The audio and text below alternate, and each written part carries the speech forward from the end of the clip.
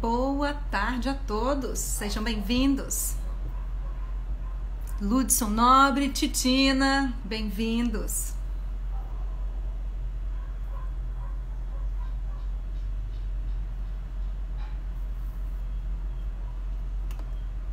Vamos aguardar um pouquinho enquanto as pessoas estão chegando, né?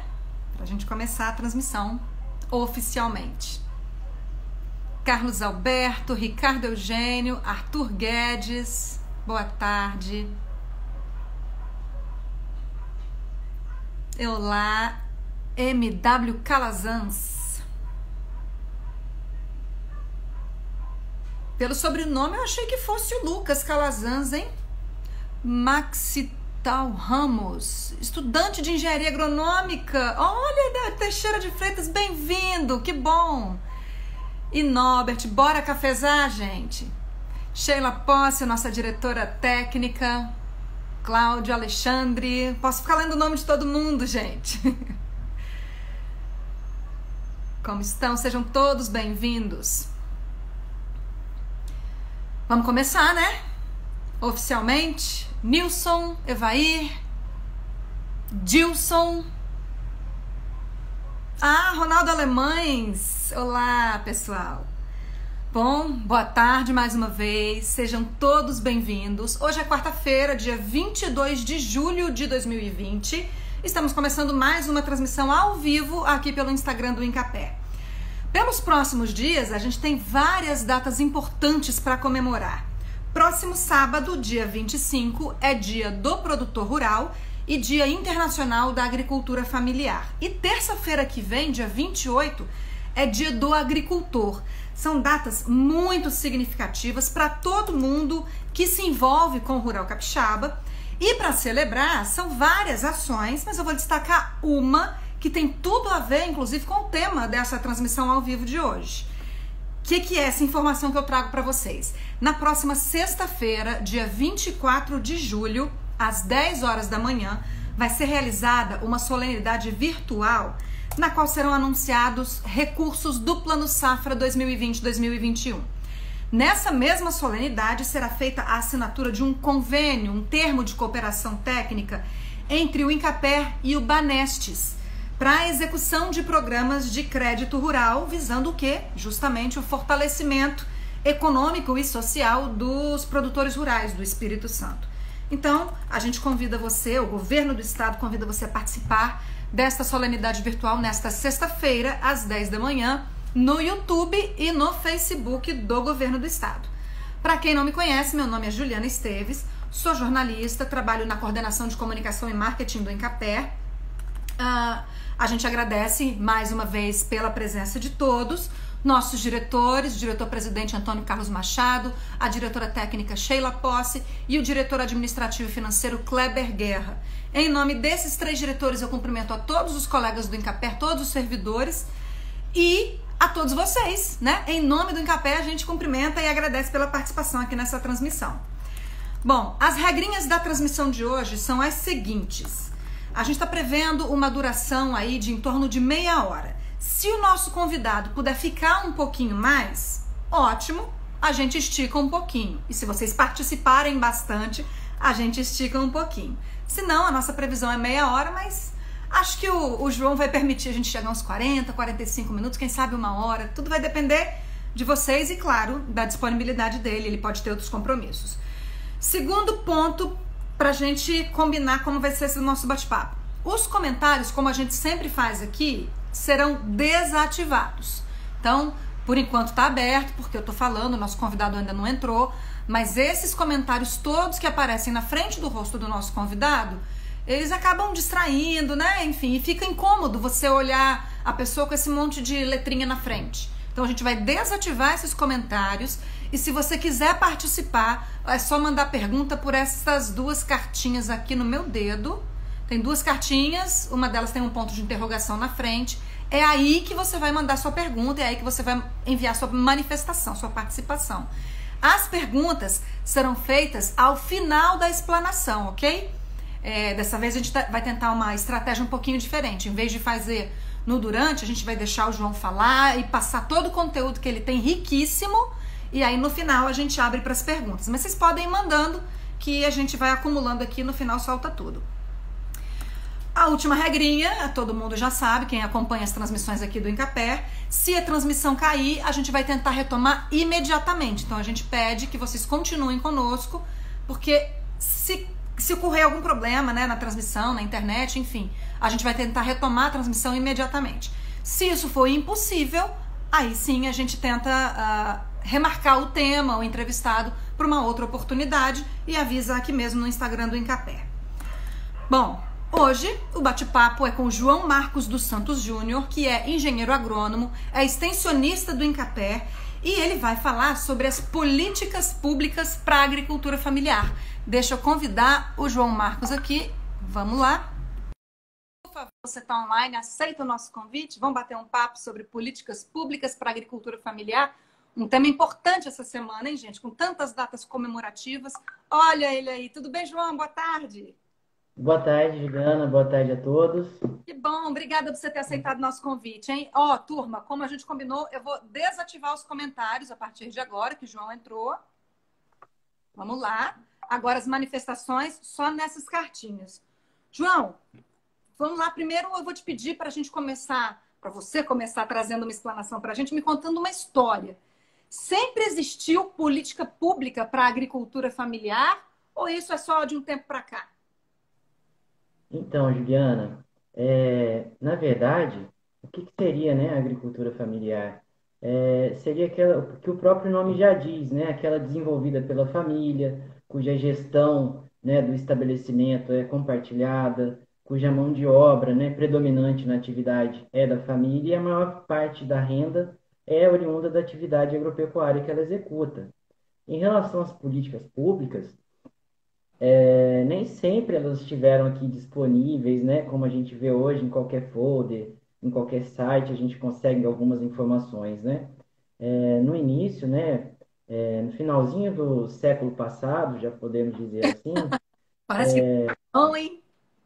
principalmente no período pós-guerra, a política pública para a agricultura, ela era muito voltada para grandes agricultores, né? Detentores de grandes áreas, e essa política foi importante em um determinado momento para fazer o desenvolvimento do rural, mas que, ao mesmo tempo, ela causou, não teve uma equidade, né? Houveram alguns produtores, aqueles não pequenos agricultores, né? A gente fala que são grandes, são agricultores familiares, que não foram contemplados por essa política pública, né, voltada para a agricultura.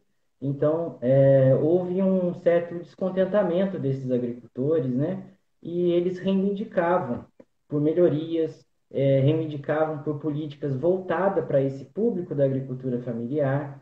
E um fato interessante é a questão da organização desses trabalhadores para lutar pelas políticas públicas, Juliana. Eu queria destacar aqui um movimento muito importante, que foi o Grito da Terra Brasil, né, que foi organizado pela CONTAG, Confederação dos Trabalhadores, onde os trabalhadores marcharam, né, até Brasília com uma pauta de reivindicação sobre essas políticas públicas, né, voltada para esse público, né, para os agricultores com menos terra, e com esse método aí de produção familiar, né? E não se engane, a agricultura familiar ela vai desde a agricultura de subsistência até uma agricultura mais tecnificada.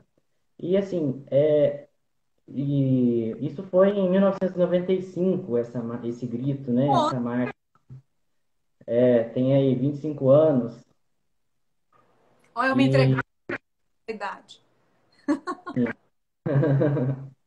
E e assim, de realmente imediato, pode falar, Juliana. é relativamente novo, né? A questão da política pública voltada para a agricultura familiar é relativamente novo. Tem aí 25 anos, como você pontuou. Verdade. E de imediato esse movimento já trouxe um retorno que foi o próprio PRONAF, né? O Programa Nacional de Fortalecimento da Agricultura Familiar, que já estaria disponível em 96, já com linhas de crédito voltado para esse público. Então, além de tudo que a agricultura familiar ela também luta. a política pública veio de reivindicações dos trabalhadores familiares, né, desses agricultores. Então, acho que valia a pena tratar disso aqui, para a gente ter sempre essa ideia, né, que a política somos nós, né? A política pública da agricultura, a gente faz parte disso. Você está me dizendo, então, pelo que eu estou entendendo, é que antes o que existia era voltado só para quem era grande. E aí, para o agricultor familiar conseguir ter acesso e ter uma política pública, ou algumas políticas públicas voltadas para o perfil dele, foi na raça, foi a base de luta realmente. Sim, exatamente, Juliana. Bacana, João. Agora, depois desse contexto de luta, de reivindicação, de manifestação para ter um reconhecimento, porque a agricultura familiar é uma atividade importantíssima para a economia, eu queria que você traçasse uma configuração. Como é que está a agricultura familiar hoje no Brasil e no Espírito Santo? Então, ela tem algumas características marcantes, né? Vou começar falando um pouquinho da agricultura familiar no Brasil. Uma curiosidade, no caso, né? Ela, segundo o Censo Agropecuário de 2017, ela possui 77% dos estabelecimentos rurais, né, agrícolas do Brasil, ao passo que apenas 23% da área desses estabelecimentos é da agricultura familiar. Então a gente vê que há uma má distribuição de terras e em relação a esses agricultores, né, eles têm menos terra apesar de ter mais propriedades. E o interessante é que mesmo com menos terras, né, eles representam, né, a agricultura familiar possui 67% do pessoal ocupado na agropecuária do Brasil é ligado à agricultura familiar.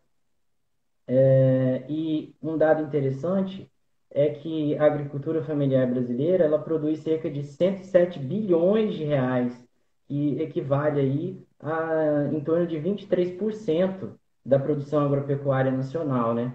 E um fato interessante, Juliano, são os produtos, né? Os principais produtos que eles produzem, que são voltados mais assim para alimentos mesmo, né? Por exemplo, 48% do valor total de produção da banana é oriundo da agricultura familiar. 80% da produção de aipim é oriundo da agricultura familiar, né? 69% da plantação de abacaxi também da agricultura familiar. Isso no horizonte nacional. Quando a gente traz esse debate para o Espírito Santo, em relação à área, ao número de estabelecimentos, né, a agricultura familiar ocupa em torno de 75% dos estabelecimentos agropecuários. E a área é um pouquinho maior em relação à percentagem que eu apresentei do Brasil, né? Chega a 33% aproximadamente, cerca de 1 milhão de hectares explorados aí, explorados não é uma boa palavra, mas Dados, trabalhados, dados, né, pela agricultura familiar, né? E não queria deixar claro que tem plena consciência que os agricultores também prezam, né, pela preservação do meio ambiente, né, pela recuperação de áreas de APP, a própria reserva legal, enfim. se ele é Em relação em capel, eu tenho certeza que ele faz isso. a gente tem essa preocupação. Está na lei de ATEC, que a gente vai falar daqui a pouquinho. Olha, dando esse. E em relação à produção, né, queria até agradecer um colega, né, o Enio Begoli, que fez um levantamento rápido aí para gente, que na agricultura capixaba, familiar capixaba, né, ela representa 80% da produção das principais hortaliças do Espírito Santo. Se a gente juntar, né, a base da alimentação, o feijão, o arroz e o milho, esse valor chega a 75% aproximadamente do que é produzido no estado, é feito pela agricultura familiar. O próprio leite, 50%, metade da produção de leite, né, do estado é oriundo da atividade da agricultura familiar. E também outras culturas que talvez que não alimentar, são alimentares, né, mas um pouco diferente, como o café, que é o mote aqui do Espírito Santo, né, e chega a 57% da produção de café arábica e 51% da produção de café Conilon, né, que são dados bastante representativos da agricultura familiar. Agora, pelo que você apresentou esses números todos, riquíssimos, é, de uma maneira até um pouco grosseira falando, não só a base da economia está nas mãos da agricultura familiar, mas também a diversidade que a gente tem no prato, no dia a dia, na comida, nas refeições, também a diversidade está na mão do agricultor familiar, não está na mão dos grandes. Sim, contribui, a grande parte, né, dessa produção é oriunda da agricultura familiar, né? Inclusive, é um dos trabalhos que a gente faz, né, pelo Incapé, com os trabalhos de assistência técnica e extensão rural, é promover essa diversificação da produção e pensando também na segurança alimentar, da população, do agricultor, né, e nutricional também. Já que você mencionou essa questão aí do Incapé, eu falei agora há pouco também, como que é, João, a atuação do Incapé nesse cenário que você está apresentando aí, né, diante do agricultor familiar? Como que o Incapé facilita, por exemplo, para ele ter acesso às políticas públicas, já que é nosso tema, enfim. Como que o Incapé trabalha aí, nesse contexto todo? Bom, queria ressaltar que existe um Incapé, pelo menos um Incapé em cada município do estado, né? Em alguns Ao municípios tem menos um, até porque tem mais de um. mais de um. E então a gente tem técnicos, né, servidores capacitados para atender o agricultor. A gente presta um serviço de assistência técnica e extensão rural, né, pensando no planejamento do meio rural e das famílias e dos estabelecimentos junto com as famílias, não, é participativo e trabalha seguindo as diretrizes, né, da Política Nacional da Agricultura Familiar, que é a Lei da Agricultura Familiar, que foi uma grande conquista também dos agricultores, que é a Lei 11.326 de 2006, que traz alguns princípios aí para ser trabalhados, né, com a agricultura familiar, como, por exemplo, a sustentabilidade ambiental, social e econômica, a questão da equidade da aplicação das políticas públicas, respeitando aí questão de gênero, etnia, né? A gente tenta, né, é nosso papel, aliás, promover essa equidade, né? E também estimular a participação dos agricultores familiares na formulação, né, e implementação de políticas da agricultura. A gente faz isso, a gente tem mecanismos, né, de consulta, de planejamento junto aos agricultores familiares, né, eles estão inclusos nesse processo. E para Desculpa. tudo, o Incapé, ele trata de tudo, ele vai tratar aí desde uma praga, uma doença, de uma adubação, da diversificação da produção, né? Até a parte de comercialização e do acesso às políticas públicas, né? A gente um, acredito que o que é mais significativo em números na elaboração, uma das entidades, né, que elabora um documento que está aí previsto nessa lei da agricultura familiar, que é a Declaração de Aptidão ao PRONAF, ADAP. Deixa eu só te interromper antes de você detalhar a DAP para a gente, João, porque você colocou um ponto aí que eu considero bem interessante e você falou no começo. A frase que você usou foi mais ou menos o seguinte: as políticas públicas somos nós. E você citou aí novamente a importância da participação do agricultor na formulação dessas políticas públicas. Quer dizer, teve a luta, a manifestação lá atrás, você fez a contextualização contando um pouco da história, mas isso continua. Não adianta o Incapé ou qualquer outro, não adianta o governo chegar com uma política pública de cima para baixo, impor uma situação. O agricultor participa desse processo, é isso? Isso, exatamente. E o Incapé é um canal para o agricultor participar. Sim, as políticas públicas voltadas para a agricultura familiar, elas precisam, não é bem uma certificação, mas o agricultor que se enquadra como agricultor familiar, segundo a caracterização prevista em lei, precisa, para participar dessas políticas públicas, possuir essa DAP. Ah, sim, Ativa, quero que no caso. você ia falar quando eu te interrompi. Não, tudo bem. E interessante falar, né, que foi necessário, é necessário esse instrumento também, a DAP, para garantir que a política pública chegue realmente aos agricultores familiares, né, que não haja desvios na aplicação dessa política. Inclusive, e vale a pena, Juliana, a gente falar um pouquinho das características, né, que estão previstas em lei aí e que o INCAPé e outros órgãos como o IDAF, os sindicatos, trabalhadores, patronais, o próprio INCRA utilizam, né, na emissão desse documento para o agricultor familiar. A primeira coisa que a gente tem que entender é que esse documento ele é voltado para a família. O documento não é CPF, ele é família, né, ADAP. E ela avalia, então, as características da família. Em relação à área, a área do estabelecimento não pode ser superior a 4 módulos fiscais. O módulo fiscal, ele vai variar de município para município. E no Espírito Santo, para você ter uma ideia do tamanho da variação, em Viana, trabalhei em Viana, e lembro disso, o módulo fiscal era 12 hectares, né? E poderia ter até 48 hectares de área, né? É um critério eliminatório nisso, para o enquadramento no PRONAF. Já em montanha, o módulo fiscal é 60 hectares, né? Que daria aí em torno de 240 hectares, não é isso? Eu vou pedir para fazer conta agora, mas E esse é um dos critérios, né? Tem também alguns critérios para os aquicultores e tal, mas não vou detalhar muito aqui.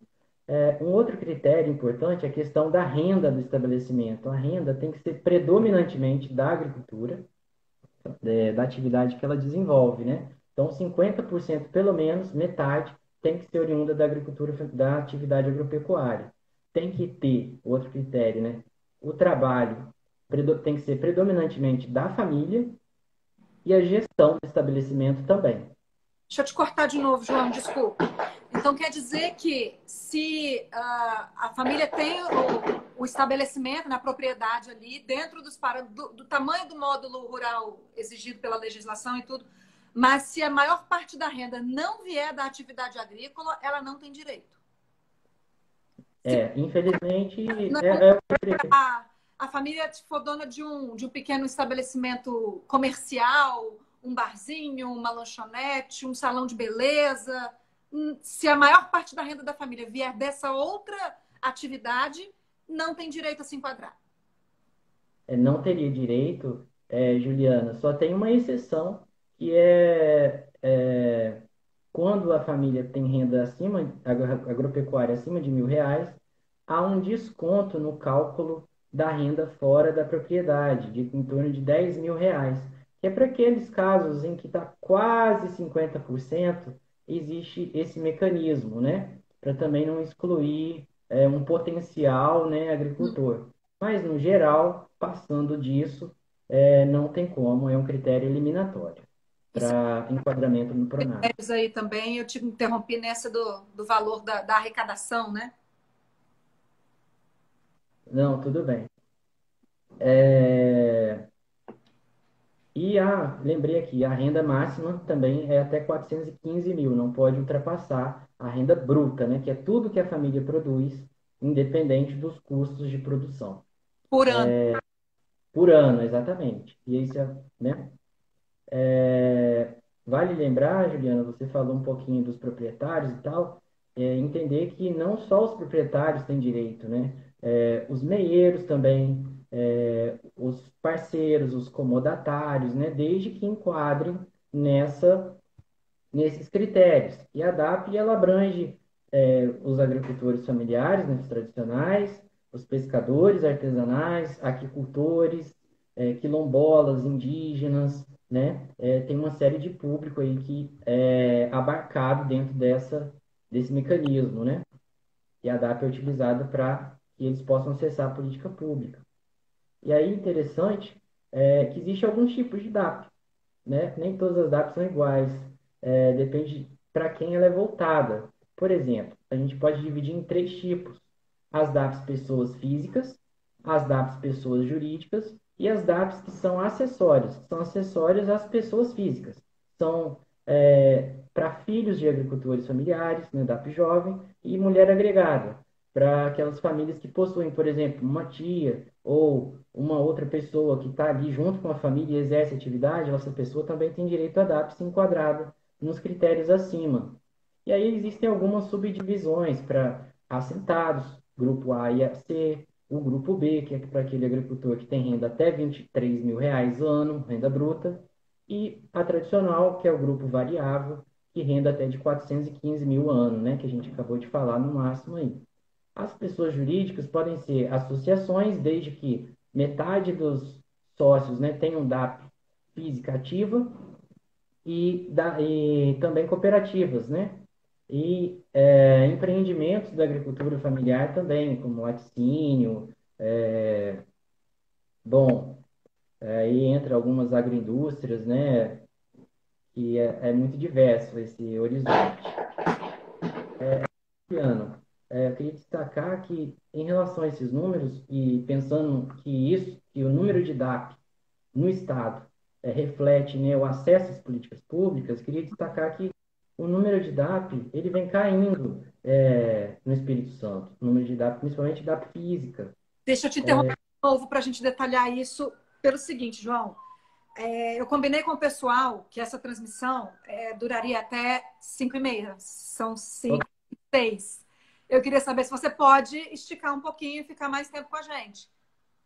Sim, sim, sim. Pode?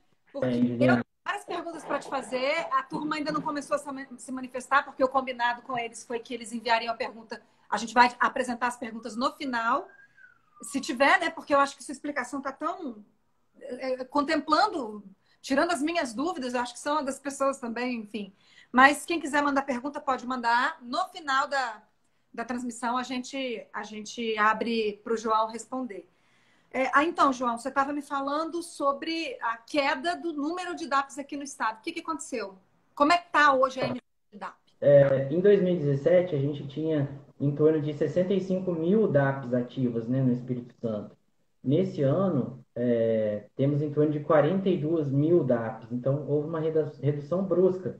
E isso é reflexo de quê? Reflexo da variação, acredito, da validade da DAP. Ela já teve validade de 6 anos, de 3, de 2, de 1, voltou para 2 novamente. Tem a ver também com a auditoria do Tribunal de Contas da União. Sim, houve uma auditoria que avaliou, né, se a DAP estava sendo realmente feita para os agricultores familiares. E, no caso de indícios, né, de irregularidade, não precisa estar comprovado, mas um indício, por medida de segurança, algumas DAPs foram canceladas. Não foram tantas assim, calma. Inclusive, o Incapé, ele pede desbloqueios de alguns CPFs ficam bloqueados para emissão de nova DAP. A gente já pediu em torno de 800 desbloqueios de CPF para emissão de nova DAP, ou seja, não havia inconformidade, né? O erro era no dado, e não no que o agricultor informou. Outra coisa que aconteceu, Juliana, foi a redução do número de operações de crédito rural. A DAP, ela é muito usada por os agricultores para ter acesso ao crédito rural, né? À medida que o número de operações cai, quer dizer, menos agricultores estão acessando essa política, então eles estão procurando menos a emissão da DAP. Inclusive, recomendo que a DAP esteja sempre ativa, né? A DAP é um documento que caracteriza o agricultor familiar. Ele comprova que ele executa a atividade de agricultura familiar. Então, isso pode ser usado, por exemplo, junto ao INSS para conseguir algum benefício previdenciário, né? O agricultor familiar, ele é um segurado especial. E validade a DAP, né, João? Oi? Tem validade a DAP. Ele tem que renovar também, né? Isso. Hoje a validade é de 2 anos. Então, assim, sempre é bom ficar atento e o Incapé aí pode te ajudar na renovação dessa DAP. Eu acho importante a gente mencionar isso, o que você está colocando é bacana pelo seguinte: houve a redução no número de DAPs, né? Você já explicou as razões, né? Por que isso aconteceu. Mas o Incaper pode ajudar o agricultor, o Incaper vai seguir os parâmetros legais, ele vai seguir a legislação. Se o agricultor de fato se enquadrar, ele vai ter a DAP dele, se foi cancelado, ele vai ter a DAP dele de volta, enfim. Agora, se ele não estiver dentro dos critérios que a lei estabelece, não tem como. Não adianta brigar com a gente, né, João? Não, não. A gente segue diretrizes aí do governo federal e da, Excelente. da agricultura familiar. E aí, outra coisa que você colocou é que a DAP ela é justamente um instrumento que auxilia o agricultor para que ele tenha acesso às políticas públicas. Quais são? Exatamente. Eu imagino que tenham várias, mas cita para a gente algumas das políticas públicas que estão disponíveis hoje para o agricultor familiar. Então, Juliana, a gente tem a própria assistência técnica e extensão rural, pode ser feito, né, editais, chamamentos públicos para contratação de assistência técnica para ofertar aos agricultores familiares. É o caso do projeto Dom Helder Câmara, que a gente está executando no Espírito Santo, e que já atendemos por volta aí de 985 famílias, com assistência técnica e extensão rural nas mais diversas áreas, né? É, Temos também uma política pública interessante, que é o selo da agricultura familiar. É uma iniciativa que visa identificar esse produto da agricultura familiar e assim, fortalecer, né? Qualificar também o produto, né? Então, assim, até recomendo quem for, quando for ao supermercado, quando puder ir, né? Reparar nos produtos e, se possível, né? Dar preferência para esses produtos da agricultura familiar, que são esses produtos que vão ter esse selo, essa identificação. Uma outra política pública muito importante, não só para os agricultores familiares, mas também, é o Programa Nacional de Alimentação Escolar. O Programa Nacional de Alimentação Escolar ele é voltado para a alimentação dos estudantes, né? Desde ensino básico aí até ensino de jovens e adultos, onde é destinado, além da alimentação, né, uma educação alimentar também. Então, produtos diversos, produtos locais. E então, queria destacar aqui, né, além dessa importância, uma lei de 2009, ela previu, né, que 30% de tudo que for repassado pela União para os municípios e estados sejam gastos, né, com produtos da agricultura familiar. 30% do que for destinado à alimentação desses estudantes, a merenda escolar, no caso, né? E isso é muito importante, porque no estado do Espírito Santo, em 2018, deixa eu só conferir aqui para não errar o dado, o Espírito Santo recebeu em torno de 73 milhões e conseguiu destinar à agricultura familiar quase 30%, beirando 30%. Então, 20 milhões de reais foram comprados dos agricultores no Espírito Santo, no público destinado, no projeto aí destinado para alimentação escolar. E é interessante que é uma oportunidade para o agricultor, né? Ele pode vender para cada entidade, cada chamamento público, até 20 mil reais por unidade familiar por ano. Então, já é uma ajuda no escoamento da produção e planejamento dessa produção também, né? Esse programa tem esse papel. Ele não vai comprar só feijão, ele vai comprar produtos diversos, ele vai comprar feijão, arroz, aipim, laranja, né, peixe. Então, isso também ajuda nesse nosso objetivo de diversificação da produção, Juliana. Um João, programa. deixa eu Oi. pegar um respiro para outra questão de ordem técnica aqui. Os nossos colegas Ricardo Eugênio e Ronaldo Alemã me mandaram mensagens dizendo que a caixinha de pergunta também está aparecendo desativada. Eu vou te pedir licença uns minutos para ativar os comentários momentaneamente. Pode ser? Pode sim, Juliana. Eu vou tentando ver. Desculpa te cortar mais uma vez, mas enfim. Deixa eu ativar aqui para a turma mandando as perguntas. Pronto, gente. Colegas Ronaldo, Ricardo Eugênio, muito obrigada, viu? Tá? Os comentários estão ativos novamente para participação das pessoas. Vamos lá, João, desculpa. Você estava descrevendo aí as questões. Isso. Então, era isso do programa de alimentação escolar, né? Um outro programa muito interessante, passar rapidamente, quero chegar no crédito rural, né? No Pronaf. o PAA, que visa, né, é, promover o acesso à alimentação e, ao mesmo tempo, incentivar a agricultura familiar. Então, existem diversas modalidades do PAA, e, inclusive, eu vou citar aqui algumas modalidades, uma delas é a compra com doação simultânea, né, onde o governo, né, compra alimentos e doa a entidades de rede assistencial, aos equipamentos públicos de alimentação e rede pública filantrópica, e o agricultor pode ofertar os seus produtos e receber até o máximo aí de 6.500 se for um contrato individual, e até 8.000 se for um contrato feito por uma organização, né, junto à Conab. Essa modalidade é executada pela Conab e também por estados e municípios.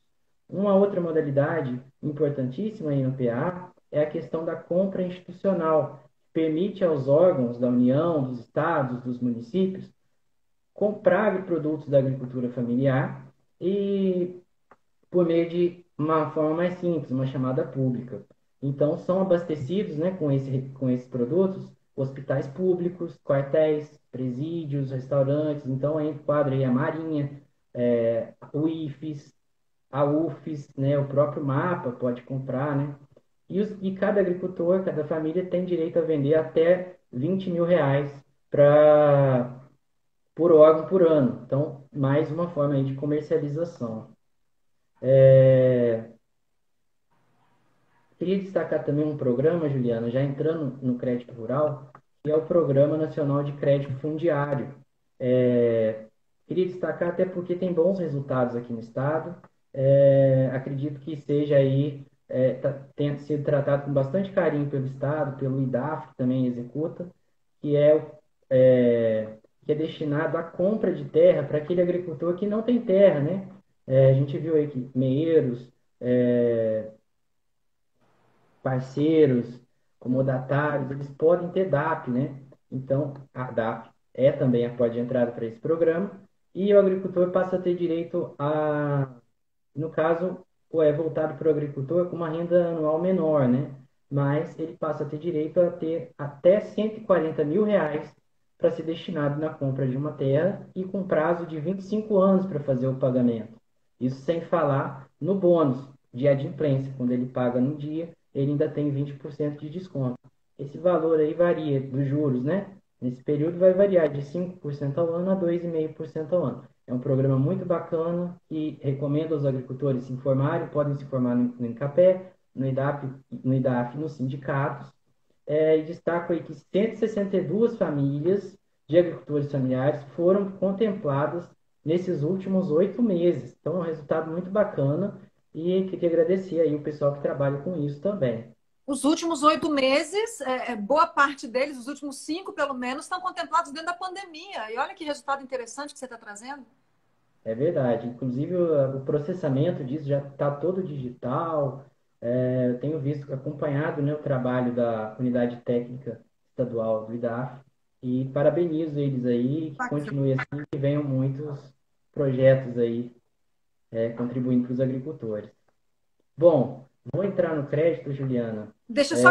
Acho que você falou no momento que eu estava vendo a mensagem dos colegas. Você falou sobre o CDA, não falou?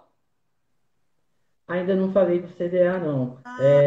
Uma política, vou adiantar, muito parecida com a política da compra com doação, do PAA, né, com essa modalidade, e que no estado do Espírito Santo está previsto, né, 4 milhões para serem gastos, né, com isso. Assim, vai comprar dos agricultores e fazer a doação. Esse recurso é do estado, é gerenciado pela Secretaria de Trabalho, Assistência Social, as CITADES, e vai ser operacionalizado pelos municípios. Então, foram 30 municípios contemplados, e vai atender, se eu não me engano, em torno de 600 e poucos agricultores aí. Esses números aqui, ó, deixa eu te ajudar aqui. 4 milhões para aquisição de 991 toneladas de produtos aos municípios que são inseridos no projeto de compra direta de alimentos, que é o CDA. São 13 municípios das regiões Norte e Noroeste. Desculpa. A formalização foi para 13 municípios, mas ao todo são 30 municípios contemplados e 615 agricultores favorecidos com essa política. Muito bacana esse programa. Muito bacana mesmo. E aí você ia falar de outro aí da questão do crédito, não é isso? Que eu te cortei também. Eu vou entrar no crédito até por conta do tempo, né? 20 minutos para a nossa transmissão terminar, dá tempo. Vamos guardar os 10 últimos para as perguntas? Deixa eu abrir de novo os comentários, porque não estava chegando. Já teve comentário aqui, tá? O Fabiano Henriques Fabiano deu parabéns, excelente abordagem das políticas públicas. A Sheila Posse, você está vendo aí, né? Tô Estou sim. acompanhar também, enfim. O Jorge Soares sorriu. Acho que ele está feliz com a sua abordagem. E o Agno deu um oi. Oi, Agno, que bom que você está aí com a gente. Vou deixar os comentários abertos, tá, pessoal? Para vocês se manifestarem, já que a caixinha de perguntas parece que não está funcionando. Então, vamos falar de crédito, João. Bom, vamos falar de crédito, Juliana. Eu queria falar que o Incapé, né, ele orienta o agricultor sobre o crédito rural, ele elabora projetos de crédito rural e faz acompanhamento da sua implementação, né, que às vezes não é só a elaboração do projeto, é preciso um acompanhamento, né, uma assistência técnica à atividade financiada. E que atualmente a gente tem alguns parceiros, umas instituições parceiras, como o Banco do Brasil, o Banco do Nordeste, e está alinhando uma parceria, vai ser, inclusive, aí assinada, você fez uma Já anunciei. Novidade. ação, anunciou, com o Banestes, né, que é um banco bastante interessante, está presente em todos os municípios, assim como em Capé. Então, até agradeço as parcerias, né, eles são parceiros nossos e também dos agricultores, tá? Então, e deixar claro que o Capé faz projeto de crédito rural e que, pensando até mesmo na redução, né, que houve no número de operações, o Incapé vai focar um pouco mais nessa atividade, tá? Bom, para introduzir um pouquinho sobre o crédito rural do Pronaf, é interessante a gente entender a questão do plano safra. Ele corresponde ao ano agrícola e não ao ano civil. Então, ele é referente a julho de um ano a junho de outro ano. E todo mês de junho é feito o lançamento de um plano safra novo. Todo ano agrícola vai ter um lançamento de um plano safra, normalmente. Já houve períodos que houve um plano safra valia por 3 anos, mas foi um período muito curto. Bom, e também queria tratar de algumas modalidades do crédito rural. Existe modalidade voltada para comercialização, voltada para a industrialização, para o custeio das atividades e para o investimento. Como o custeio e o investimento são os principais, eu vou tratar aqui nessa live do custeio e do investimento. O custeio ele é voltado para custear os custos de produção de lavouras de ciclo curto, por exemplo, feijão, a mandioca, o milho, as hortaliças, né? E entre safras de culturas permanentes, como o café, um café que já está produzindo, né? E temos também o custeio pecuário, que é voltado para pecuária, para aquicultura, para pesca, para bovinocultura de leite, de corte, enfim. Essas são algumas características do custeio. E existe a modalidade de investimento, que ele é destinado ao plantio de culturas perenes, aquisição de máquinas, construção, compra de caminhonetes, motos, tratores, né? São investimentos, né? É um bem durável. Então, com base nisso, eu vou fazer agora as explicações. Lembrando aí que o Plano Safra desse ano, 2020-21, teve destinação de recursos de 33 bilhões. E ressaltar aqui que no Espírito Santo, no último ano agrícola, houveram cerca de 18 mil operações do Pronaf e cerca de 754 milhões de reais que foram investidos, né, no Espírito Santo. Praticamente quase metade custeio e metade investimento, um pouquinho mais de custeio, 375 milhões de custeio. Bom, Juliana, vou detalhar algumas linhas de crédito do Pronaf. Uma linha muito importante. Pergunta para a gente responder daqui a pouco, tá, João? Tá ok. Uma linha muito importante é o Pronaf Mais Alimentos, que ele é voltado para o investimento e para agricultores que tenham renda de até 415 mil. Ele é destinado, como eu falei aí, para reformas, beneficiamento, inclusive desde o ano passado, a previsão de construção de moradias e reformas de moradia, né? É um programa interessante que o governo federal tem trabalhado.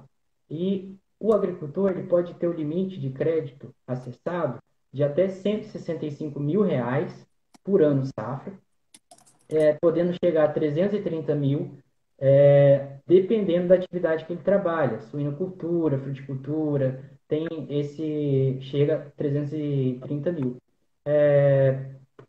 E aí, os juros desse crédito, né, ele é um juro subsidiado.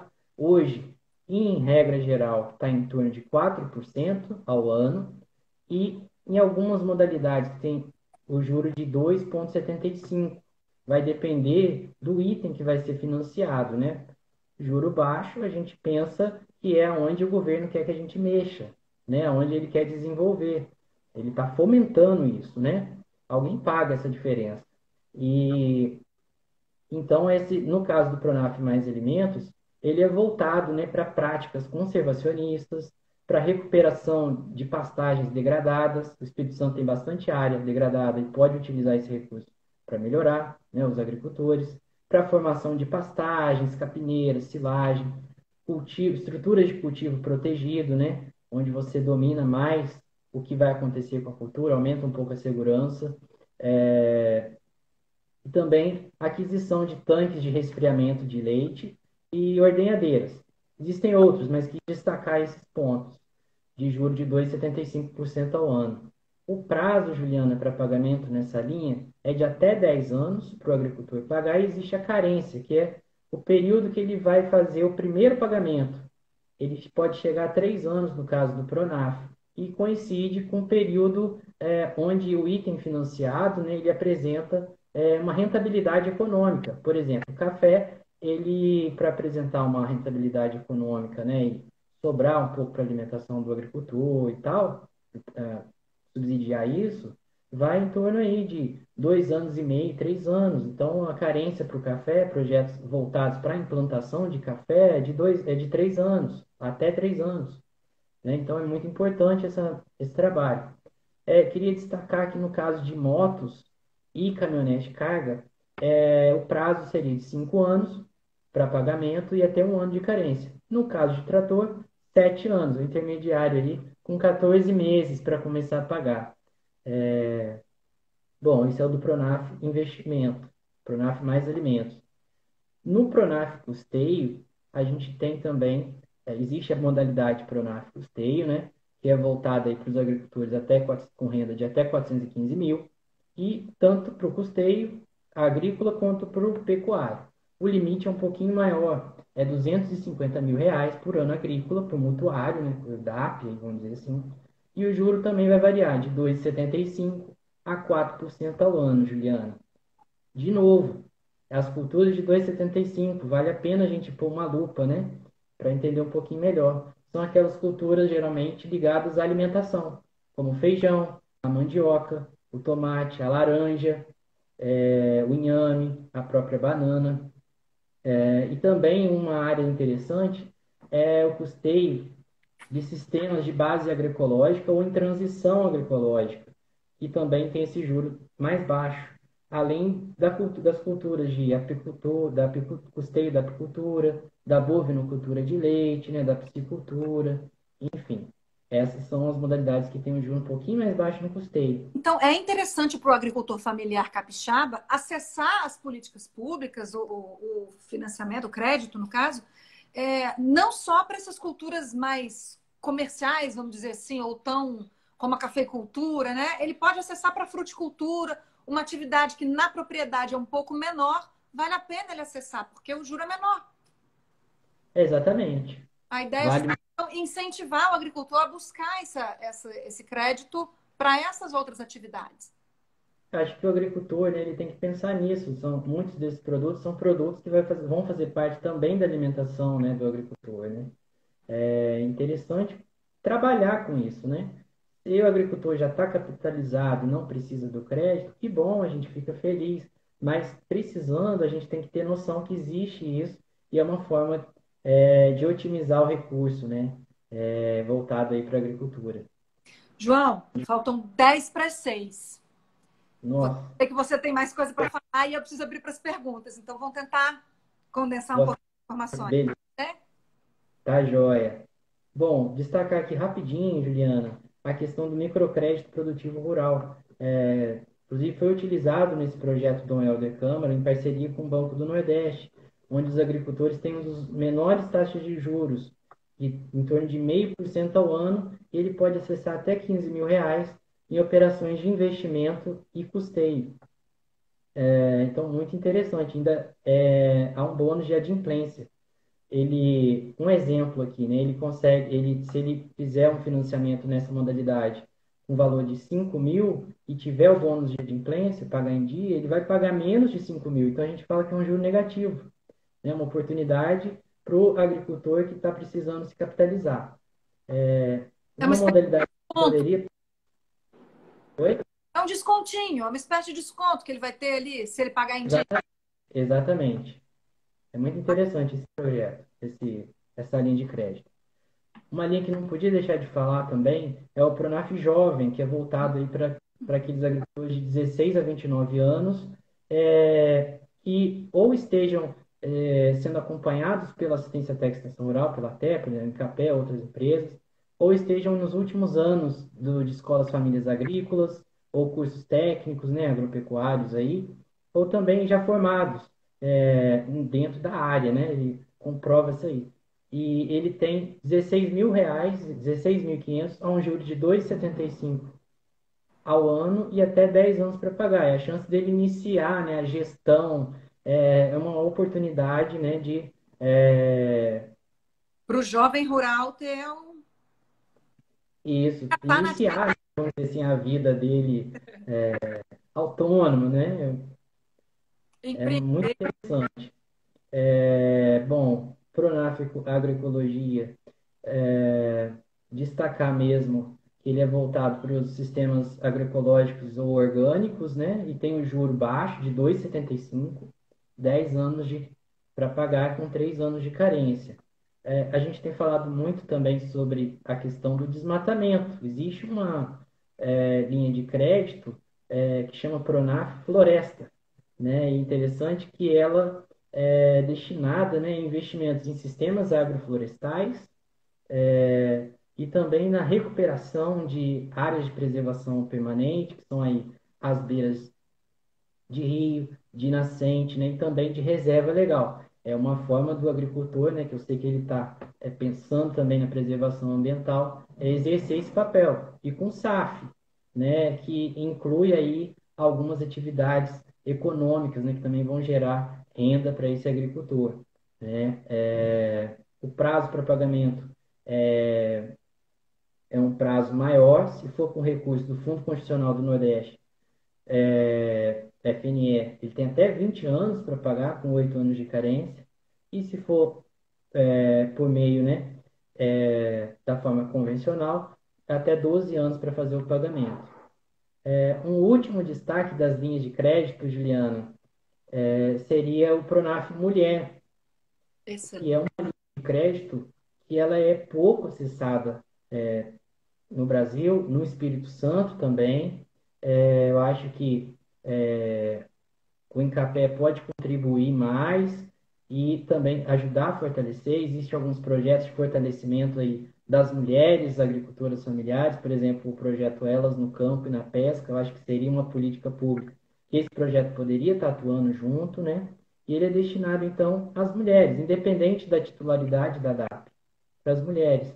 E é destinado a investimento, né? Ela pode fazer o que ela quiser, ela pode plantar, ela pode construir, reformar, né? Adquirir equipamentos voltados, né, para a agricultura, lógico.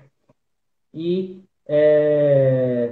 o limite de crédito é de até R$ 165.000, com prazo de 10 anos, os prazos são os mesmos.